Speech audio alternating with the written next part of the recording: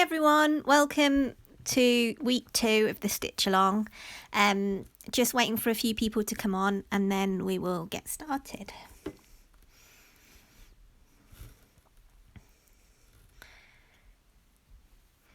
Glad you've been looking forward to it, Rosie.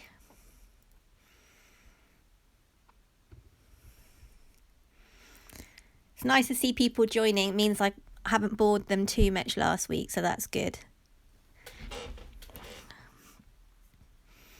Hi everybody.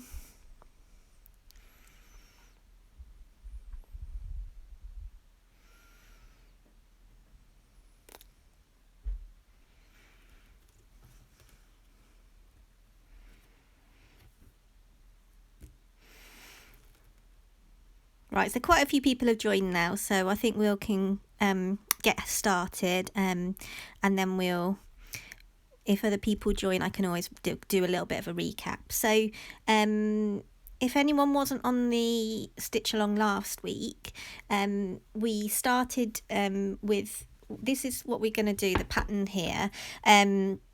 Hopefully you've downloaded it off my website. If not, if you go onto my website, which is www.stitchhappy.co.uk, and you can download this pattern for free and print it off, and then trace it.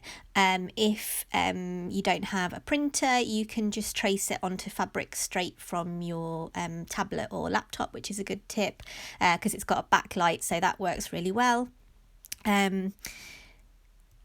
Yeah, hi Jean. Yeah, I thought I would delay the start just so that everyone could go and clap the NHS. I don't know why I didn't realise that they were doing it every week. So last week I organised this stitch along for 8 o'clock and then realised that was a bit silly. So I've made it 8:15 now so everyone can clap every week and then can come and do some lovely stitching, hopefully. So what I was saying was that hopefully you've all now traced your pattern onto your fabric. If you haven't, and this is the first time you've come along to the stitch along, don't worry, you can watch last week's stitch along and catch up with it on my blog, and catch up and then watch this one as well. This will be on the blog after tonight. I had a bit of a mishap last week because it was the first time I'd done an Instagram live and I didn't realise that you had to press the download button. I thought it just did it automatically, so I had to redo it. So the one that's on there on the blog now is a sort of redone version, but hopefully I'll be able to save this one so I won't have to do it twice this time.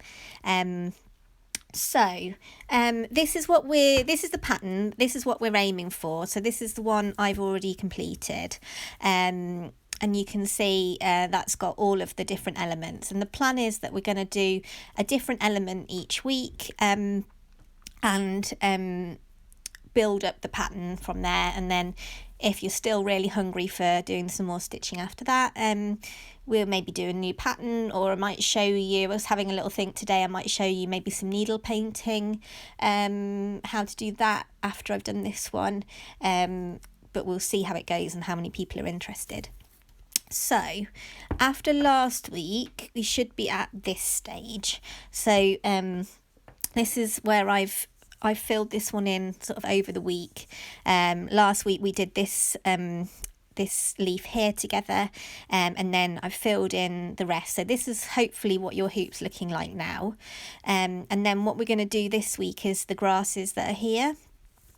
And we're going to do them with, for this pattern I've got 3 different colours of sort of beigey colours here.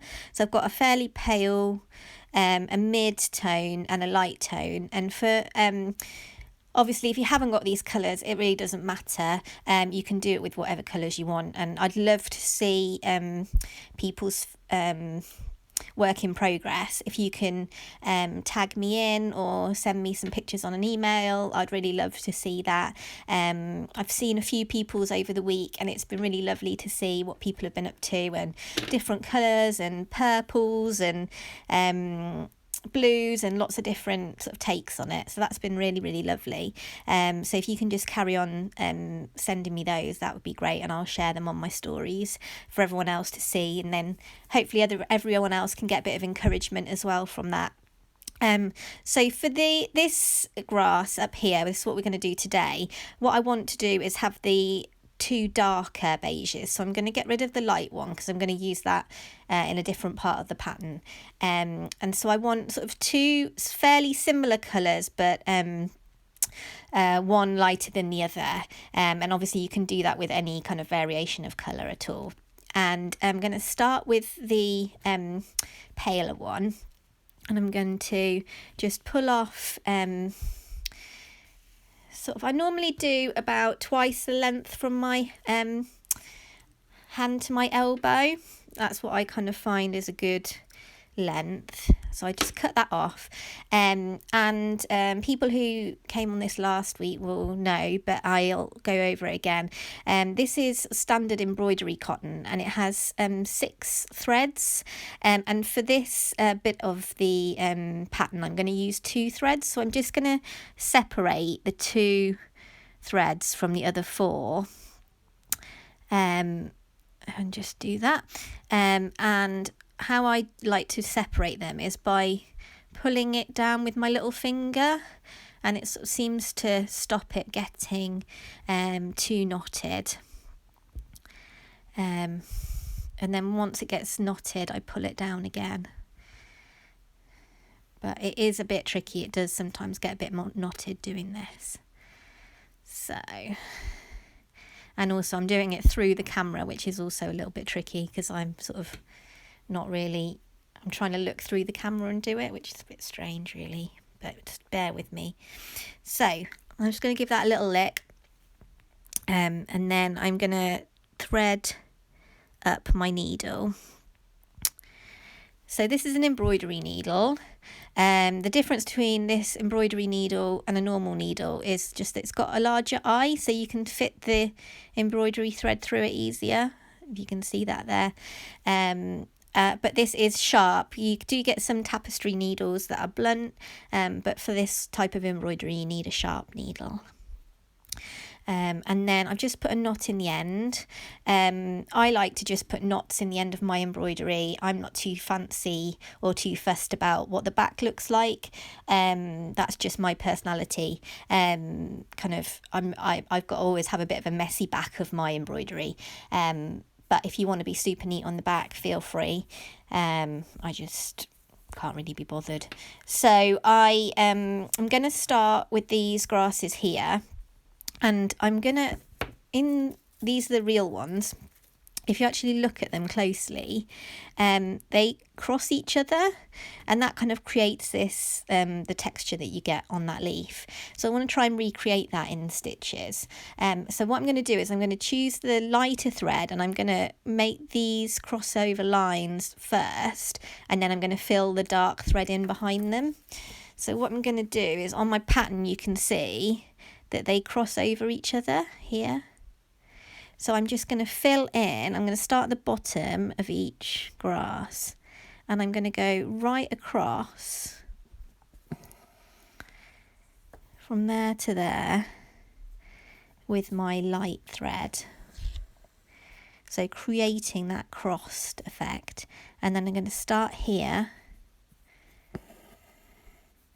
and I'm going to go up to that one. So at the top of each leaf, I guess it's not petal, is it? What would you call it? Each sort of grass frond, I guess. I'm not quite sure what the right technical term is. I'm going to put a light edge on each one.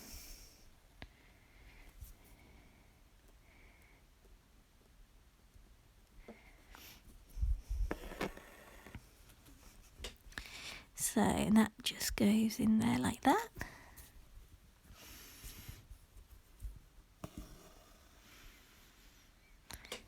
And I hope you can see that. Just pop it up there out of the way of the comments. And I'm just literally crisscrossing that light thread at the top of each one.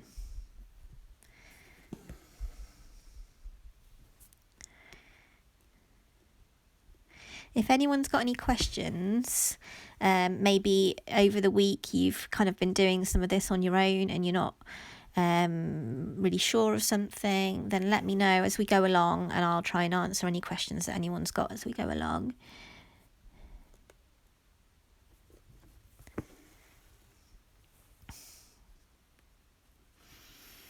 So I was going to talk to you today a little bit about fabric choice as well, because that's one of the questions I get asked quite a lot, in terms of kind of what fabric should I choose to do embroidery with.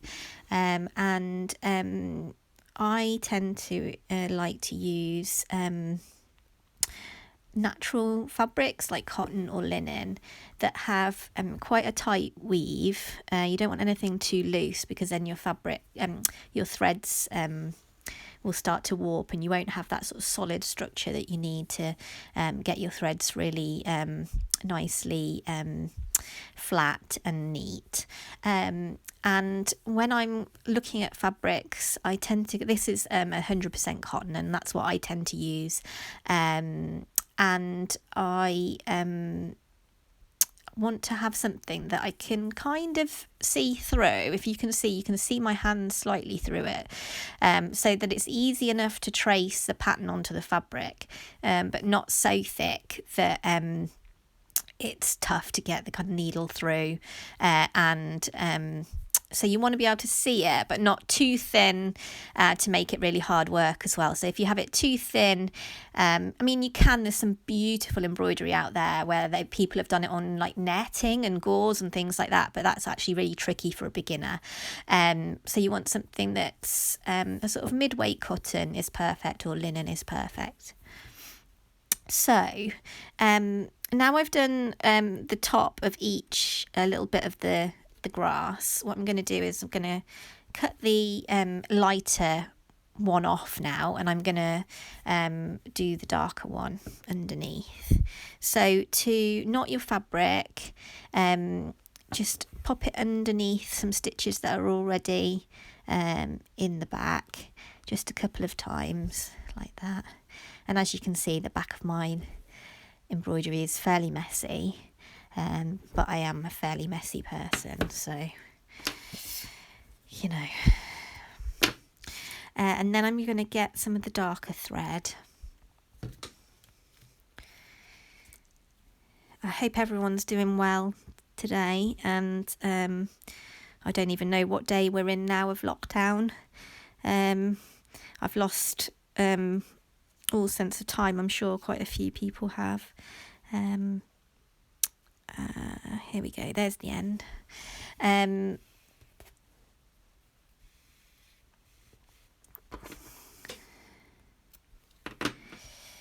So I'm going to get 2 strands of this cotton and just pull it off like that.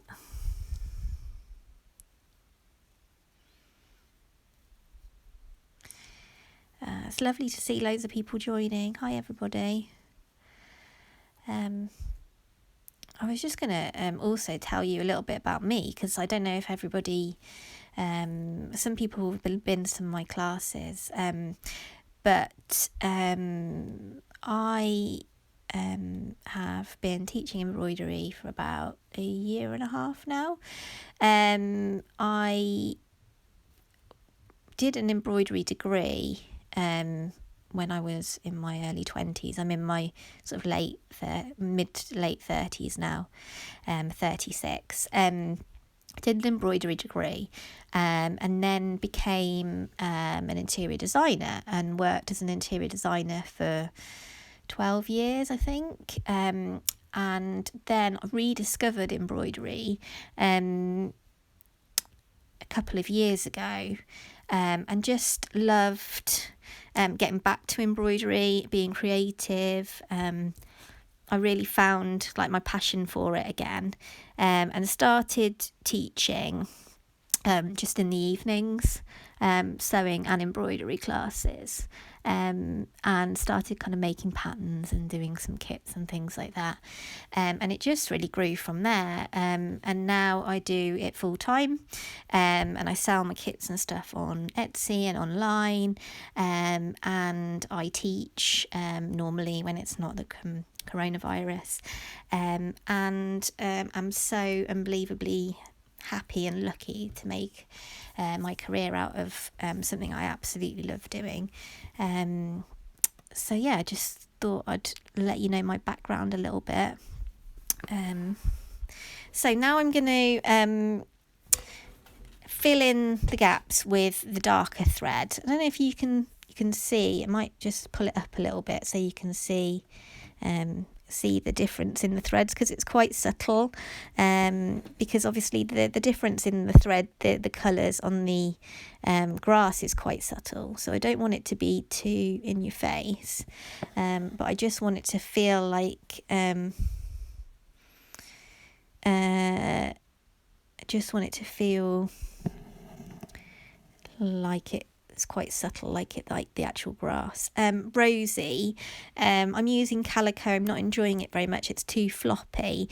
Calico should be okay. Have you got it really, really tight in your hoop? Because that might be the only thing that you're struggling with. I mean, calico should be fairly sort of stable in terms of the fabric that it is. So I'm kind of slightly unsure about that.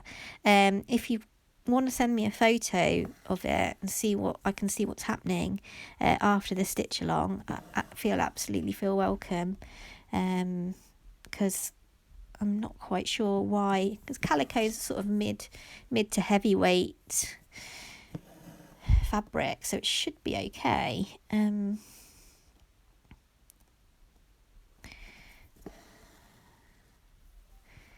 So, right, can everyone see that? So then what I've done is I've filled in that leaf with the darker, so you're getting this crisscross effect, and now I'm filling it in with the main colour of the grass. And if you could see there, I was just trying to pop my needle up through the thing, and I wasn't getting it in the right place, and what I do is I keep trying until I find the right place. So don't just come up where you where you first come up. If it's not the right place, just keep trying. Rosie, if it's an old hoop, it might be. The thing you can try is, you've got an old hoop and it's not tight enough, it's not tightening, you could always try putting some fabric on the inner ring of the hoop. So if I just got one here, 1 second. So say on this inner ring of the hoop here, you can wind a piece of fabric, like a strip of fabric, all the way round, and that can make it tighter. So it just sort of fills in the gap between the two hoops. So that might be something you can try if your hoop's a little bit loose.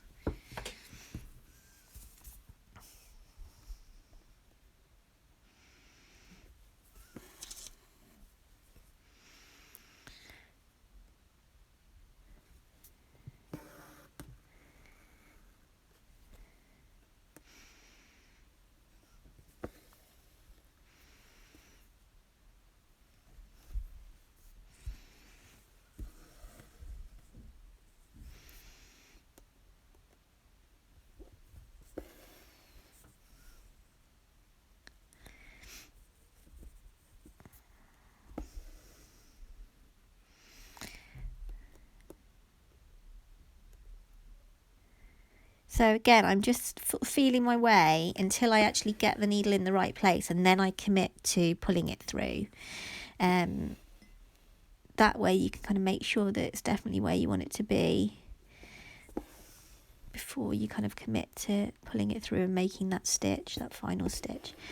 And these are just straight stitches that I'm doing. This isn't anything fancy, it's just literally straight stitch.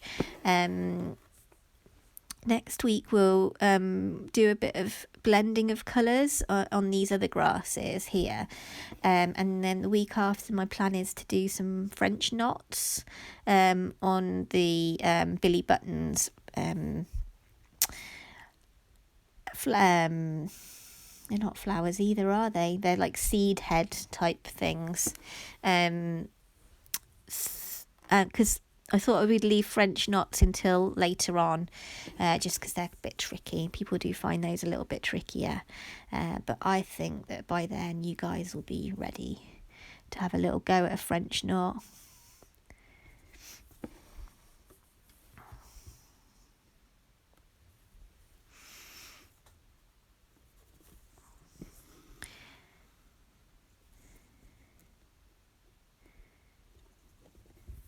I'm not sure if everyone caught it, but if you're not sure where the pattern is, or where the video from the first week is, it's on my website now, which is www.stitchhappy.co.uk, and then there's a section on there called blog and free tutorials, and if you pop onto there, there's a pattern on there. There is a video from last week, and there's also a little guide as to how to set your hoop up if you're not sure about hooping up your fabric, or how to trace the fabric pattern onto your fabric. There's a sort of step-by-step guide that I've done on there for you, and it's the same guide that you would get in one of my pattern books. So that should be able to sort of tell you how to get started with embroidery. Hoping that some of you are enjoying embroidery now that we are kind of in lockdown and housebound, and that you're finding it as therapeutic as I do. I think it's a really nice skill to learn in the current situation, because you don't need a lot of stuff to do it. You just need a hoop, some thread and a needle, and you can get started. So it's not a terribly expensive hobby to start up, and you can do a lot with small means, which I think is great. It's also good because you can just watch the telly and do it and just chill out in the evening, maybe once the kids have gone to bed. I know my kids obviously have been with me in the house now for a few weeks, and can get a little bit stressful, so it's nice to just have some light relief and do a bit of stitching. There we go. So we are nearly there with this one, so I'm hoping that you can see how that's looking now.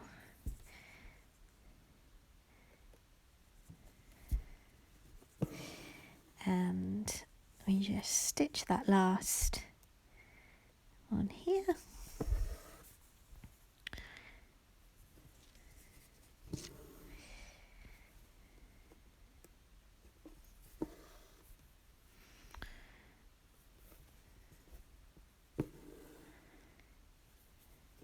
So if anyone's got any questions, that might be a good time to ask.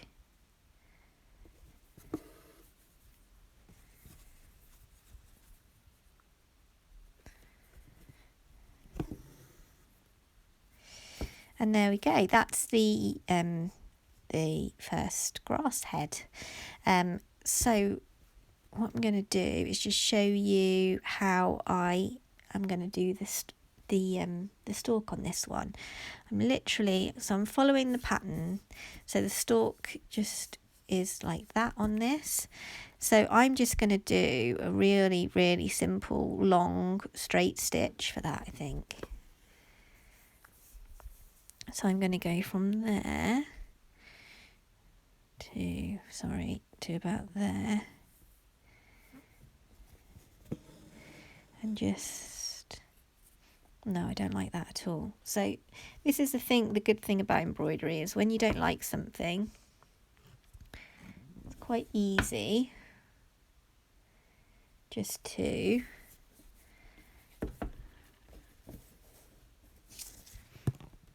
pull it out.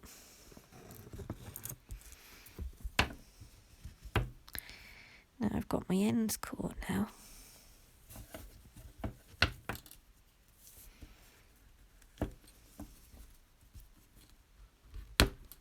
So I'm going to pull that out and start again because I don't like the look of that.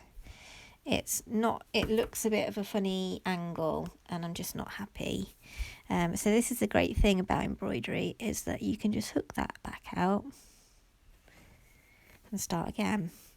And sometimes I'll do like whole sections of my work and I really don't like it, and I just cut it all back out and start again, and that's absolutely fine. I mean, sometimes it's a bit disheartening, but it is the good thing about embroidery, in that you can just cut it out. It's not a big deal. I'm just going to cut those off because they're not the same length, and I want a nice neat end so that I can get that through my needle easily. I think people often struggle with threading their needle. It's because they haven't got a blunt end on the thread. So just cut it off and make a nice blunt end, and then it's easy to get through. So I'm going to try that again.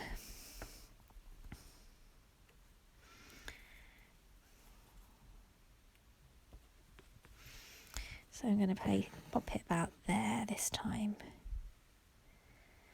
And that feels better. But it's still slightly sort of too angular, I think, for this grass. So I'm going to go back and just do a little anchoring stitch. I showed you how to do this last week, sort of a couching stitch. And I'm just going to anchor that down so it's got a bit of a curve.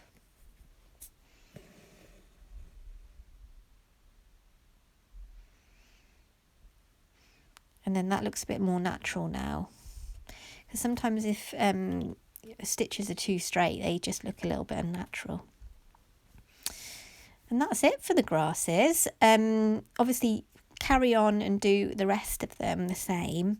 And if anyone's got any questions, let me know now. I might just do a few more just to give some people a bit of time just to ask any questions that they've got. But it's quite a simple one this week. So with this dark thread, I'm just going to fill in the grasses. And then this is the other way you can do it. You can start with the darker colour and then go over the top with the lighter colour just at the edges of each needle as well. So you can do it either way. I always find that if I'm working with two colours, I'll do all of one colour first and then go with the second colour. So I'll do all of the dark first and then all of the light.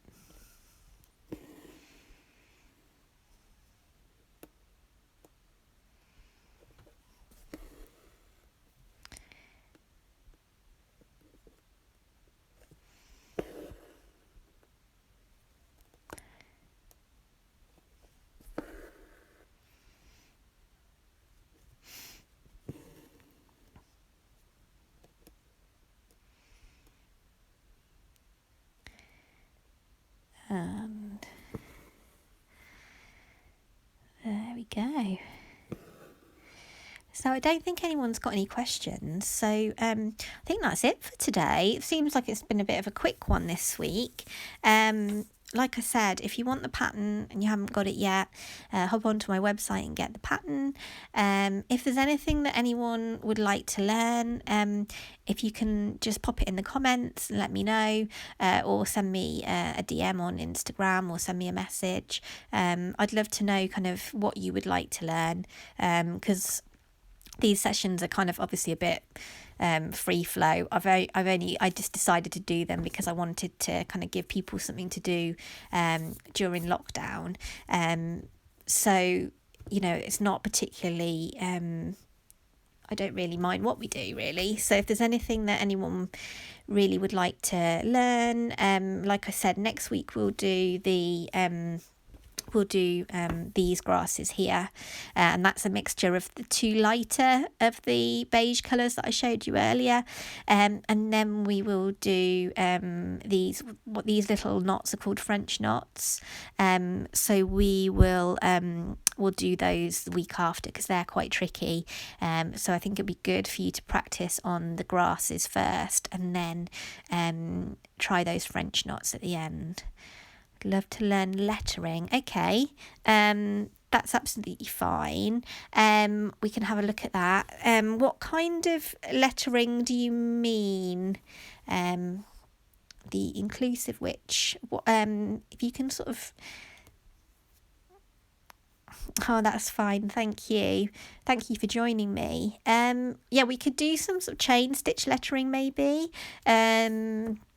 Let me have a think about that. Maybe we could do a few different types of lettering, and I can show you a few different things. Yeah, okay. If there's anything else anyone wants to learn, then pop it into the comments. And yeah, lovely to see you again, and hope you enjoyed it, and see you again soon.